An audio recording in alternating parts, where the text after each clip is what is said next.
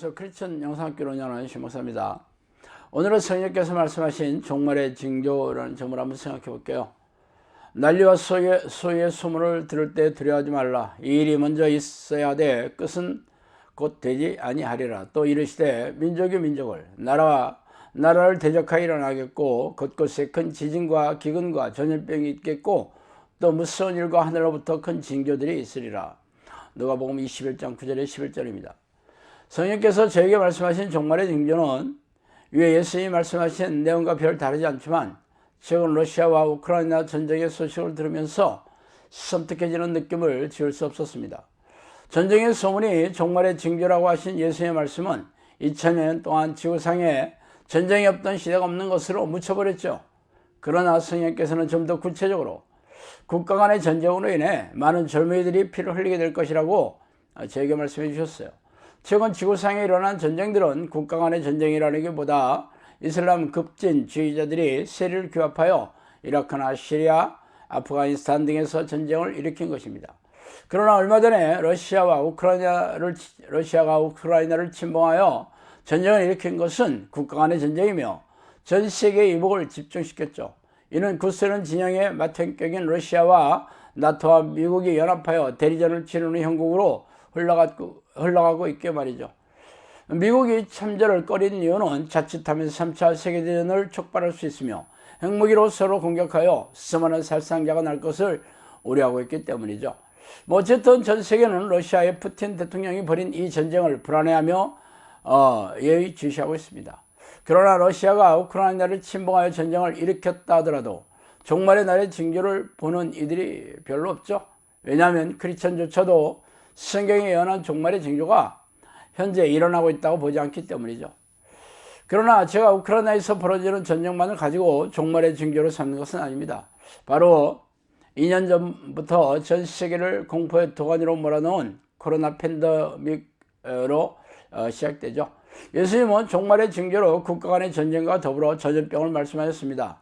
그런데 코로나 바이러스는 그동안 인류가 겪어보지 못한 끔찍하고 두려운 전염병이었기에 말이죠.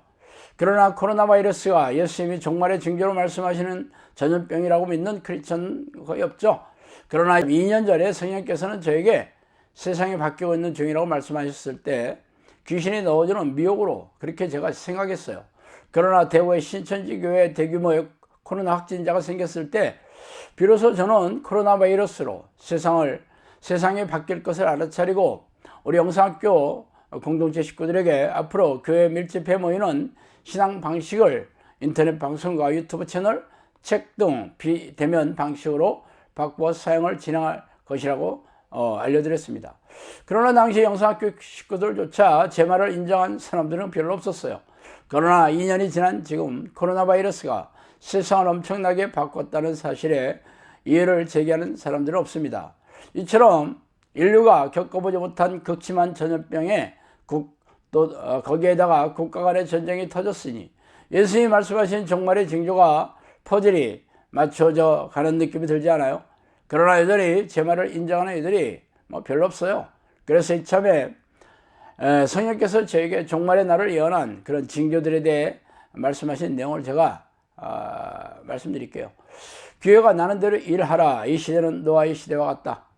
노아의 시절에 사람들이 먹고 마시고 장가하고 시집가고 있으면서 홍수가 나서 그들이 다 멸하기까지 깨닫지 못했던 것처럼 이 시대가 바로 그렇다. 사람들이 사는 즐거움에 빠져 나를 잊어버리고 산다. 마지막이 임박했다. 임박한 종말, 심판이 임박했음을 알라. 기독교의 정신이 많이 파괴되고 있다. 말세가 오는 징조는 말씀의 기갈이다. 종말이 지연되는 이유는 기도를 쉬는 자들이 자기 나라에 오도록 기회를 주기 위함이다. 마지막 날에는 가족이 분열된다. 종말이 가까울수록 사람들의 마음이 허박해진다. 종말에는 기도의 끈을 놓는 자들이 허다하다. 영적 기갈이 오는 때를 알라. 마지막에는 죄인을 잃은 양들이 흩어진다. 노을이 붉어지면 저녁임을 알라. 때가 악하다는 것을 알라. 혼이 빠진 영혼들이 길에 널려있다. 예고 없이 내가 이럴 날이 멀지 않았다. 행성이 떨어질 날이 가까워졌다. 심판의 날이 멀지 않았음을 직시하라. 앞으로 일어날 일을 말하겠다. 이 영혼을 사고파는 일들이 있을 것이다.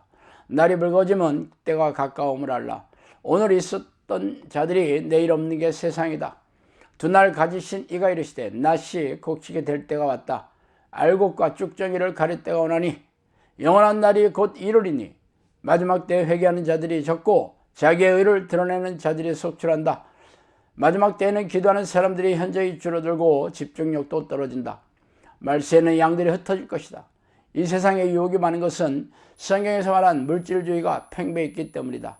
마지막 때는 악한 영이 더욱 거세지고 폭력적인 기회만 노리고 있을 뿐 언제든지 고통 가운데 몰아넣을 수 있는 능력을 수유하고 있음을 알고 시험에 빠지지 않도록 기도에 힘쓰라. 마지막 때에는 귀신을 잡는 자들이 많지 않고 귀신을 따르는 자가 많다. 이 말씀들은 이 시대가 종말의 날이 시시각각으로 다가오고 있음을 콕 집어서 말해주고 있습니다. 그러므로 당신이 종말의 날에 끼어서 하나님의 이름을 부르는 기도의 습관을 들여 성령과 깊고 친밀한 교제를 나누지 않는다면 당신의 얼굴을 천국에서 보게 될 일이 결코 없을 것입니다. 자, 오늘은 여기까지 하겠습니다. 감사합니다.